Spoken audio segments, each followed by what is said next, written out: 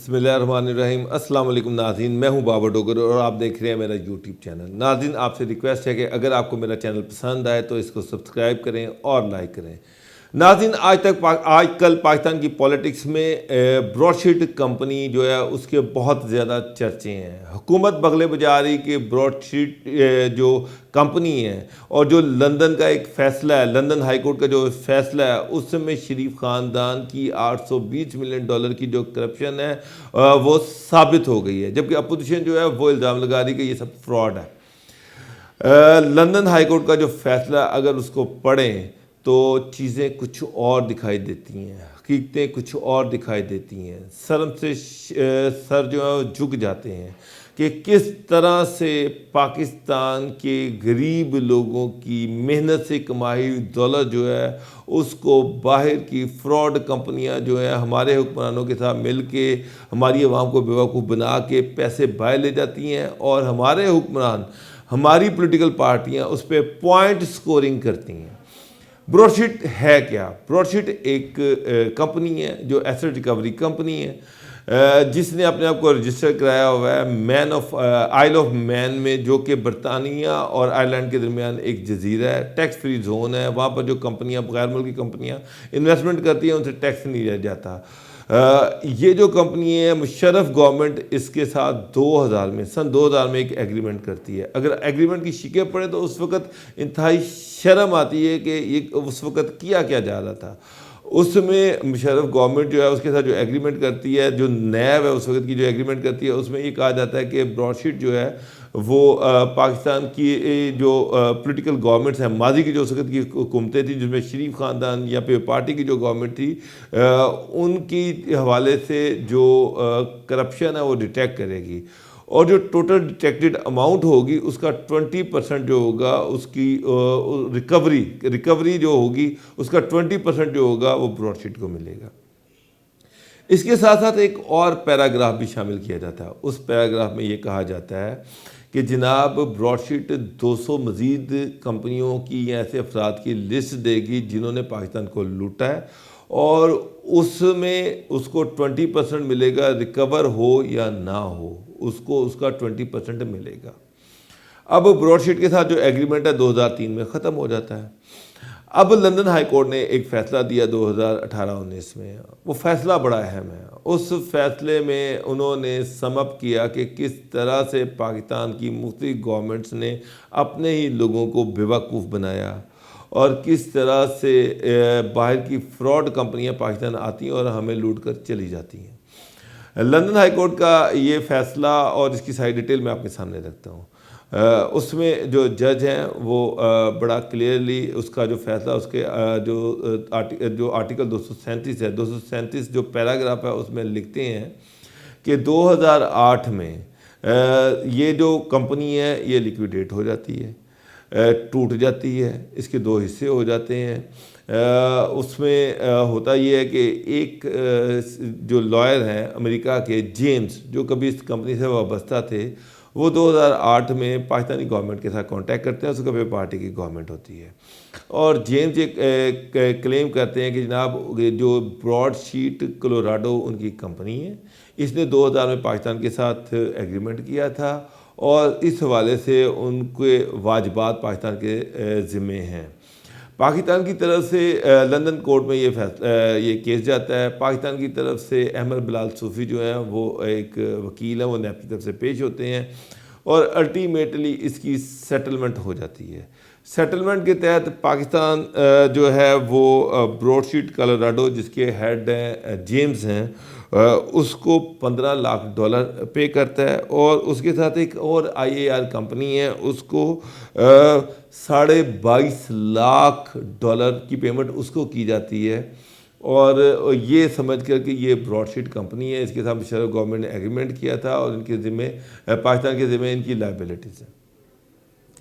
اب یہ جو لندن ہائی کورٹ کا فیصلہ ہے 2018 میں، اس میں جج صاحب جو ہیں وہ یہ پوائنٹ ریز کرتے ہیں کہ احمد بلال صوفی، جو کہ سپریم کورٹ کے سینئر لائر ہیں، فیڈرل منسٹر بھی رہے ہیں، انہوں نے اس پورے پروسیجر کے دوران یہ جاننے کی زحمت ہی نہیں کی کہ براڈ شیٹ کلوراڈو جس کے ہیڈ جیمز ہیں یہ کیا اصلی کمپنی ہے یا جعلی کمپنی ہے، اور IAR اصلی کمپنی ہے جعلی کمپنی ہے، اور یہ کہ انہوں نے اس کمپنی کو $15 لاکھ اور $22.5 لاکھ کی پیمنٹ کر دی، جبکہ یہ کمپنی لیکویڈیٹ کر گئی تھی۔ جو براڈ شیٹ آئل آف مین تھی وہ لیکویڈیٹ کر دی گئی تھی، اور احمد بلال صوفی صاحب کو چاہیے تھا کہ وہ لندن میں جو لیکویڈیٹر ہے اسے کانٹیکٹ کرتے کہ بھئی اصلی کمپنی کون سی ہے، نقلی کمپنی کون سی ہے، اور اس میں اصلی مالک کون سا ہے، نقلی مالک کون سا ہے۔ اس کو جانچے بغیر،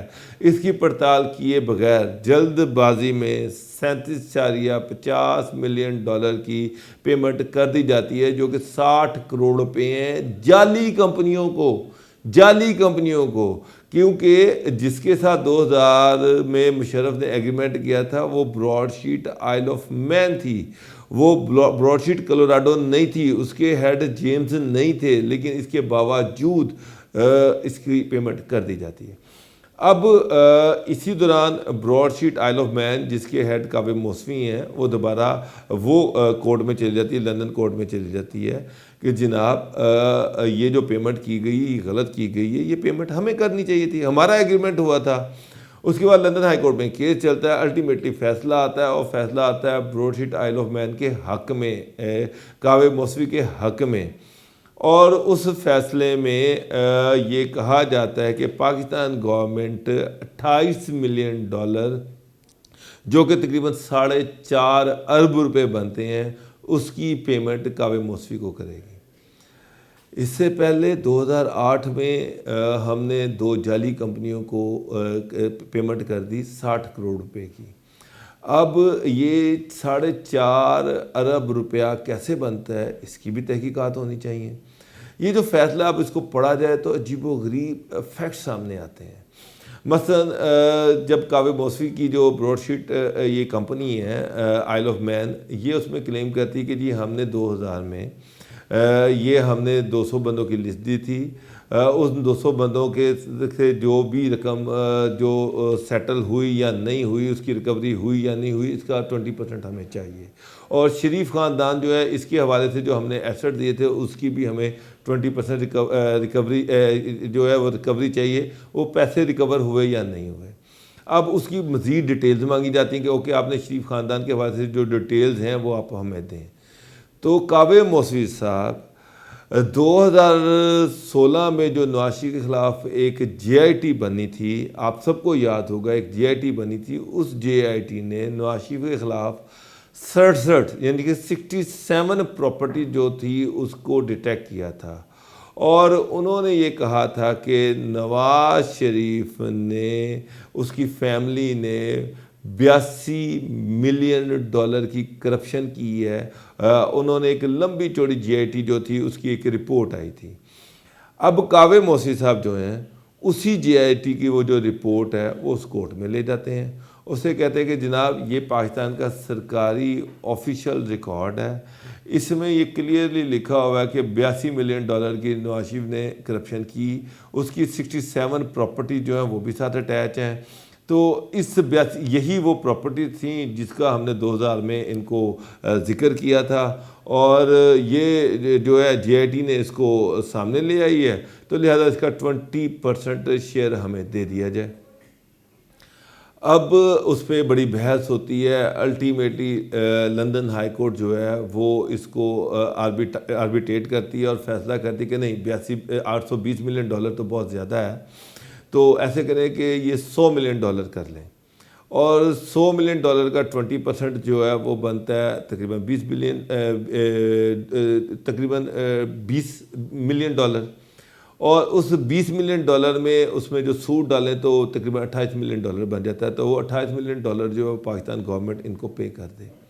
حیرت کی بات ہے کہ پاکستانی گورنمنٹ نیب PTI کی گورنمنٹ تھی، نیب کا ادارہ تھا، جاوید اقبال جو ہیں جو روز بغلے بجا رہے ہوتے کہ نیب کی پرفارمنس بہت اعلیٰ ہے، یہ سارے لوگ تھے، انہوں نے اس میں چیلنج نہیں کیا کہ $820 ملین جو ہے اس کا $100 ملین کیسے بن گیا، کس فارمولے کے تحت وہ $100 ملین جج نے بنا دیا۔ اور اس سمے تو دیکھیں جو جے آئی ٹی تھی اس نے 3 کیسز کیے تھے شریف خاندان پہ. ایک پاناما کیس تھا، دوسرا جو کیس تھا وہ ہل میٹل تھا، تیسرا جو کیس تھا وہ عزیزیہ اسٹیل مل تھی.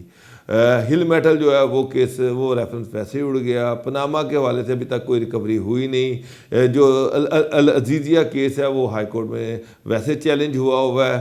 اور اس میں یہ جو $820 ملین جو کعبہ موسوی کی براڈ شیٹ آئل آف مین کلیم کر رہی ہے، اس میں ان کی اپنی انویسٹیگیشن کیا ہے؟ کیسے یہ فگر لے کے آئے ہیں؟ کہاں سے فگر لے کے آئے ہیں؟ خالی ایک جے آئی ٹی کی رپورٹ دے دی اور کہا جس کی بنیاد پر اس کا 20% شیئر دے دیا جائے.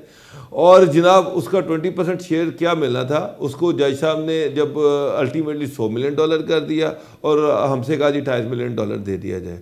$28 ملین یعنی کہ کچھ 4.5 ارب روپیہ وہ ہم نے پے بھی کر دیا بغیر یہ جانے کہ $100 ملین میں جو نواز شریف کی جائیدادیں اٹیچ کی گئی ہیں ان میں وہ ساری پراپرٹیز ہیں، وہ جو ان کے نام بھی ہیں اور وہ جو انڈاکومنٹڈ ہیں. ڈاکومنٹڈ پراپرٹی بھی ہے اور انڈاکومنٹڈ بھی ہے. بھئی انڈاکومنٹڈ پراپرٹی جو ٹھیک ہے، ڈاکومنٹڈ جو پراپرٹی ہے وہ کس طرح سے اٹیچ ہو سکتی ہے؟ اس پہ کس طرح سے اس طرح کی پلنٹی دی جا سکتی ہے؟ لیکن نیب بھی سوئی رہی، پھر اس کے بعد حکومت بھی سوئی رہی.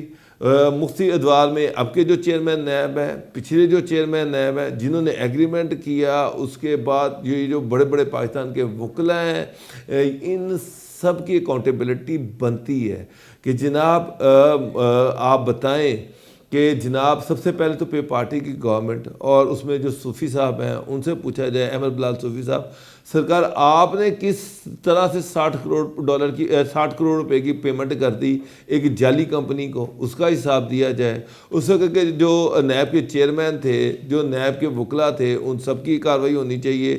اس کے بعد موجودہ جو نیب ہے اس کی بھی کارروائی ہونی چاہیے کہ جناب آپ ہمیں بتائیں کہ آپ نے یہ $100 ملین کا فگر جج نے کہاں سے نکال لیا.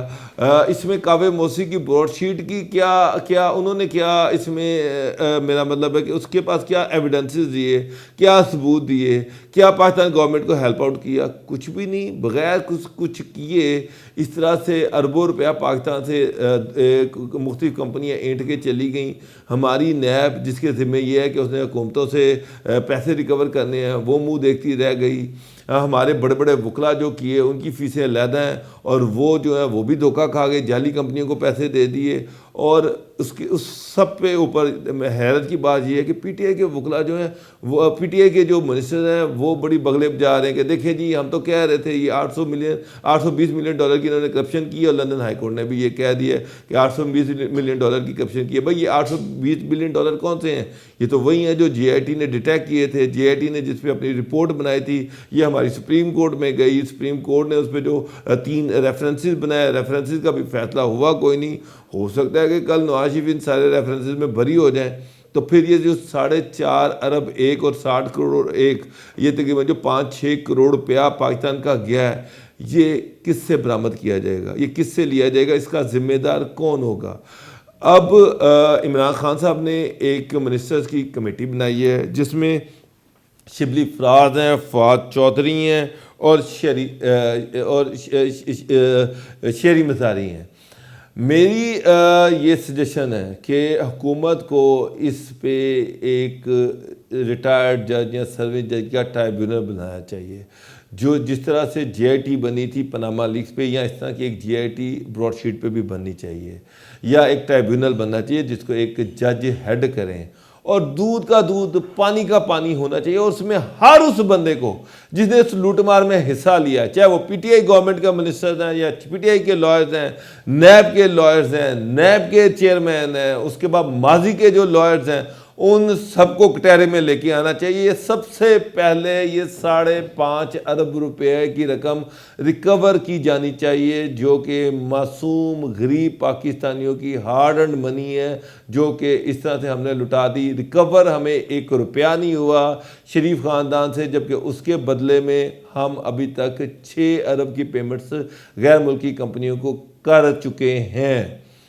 تو ناظرین اس طرح سے ہماری جو حکومتیں ہیں وہ صرف پولیٹیکل پوائنٹ سکورنگ کرتی ہیں. ہر حکومت پولیٹیکل پوائنٹ سکورنگ کر رہی ہے.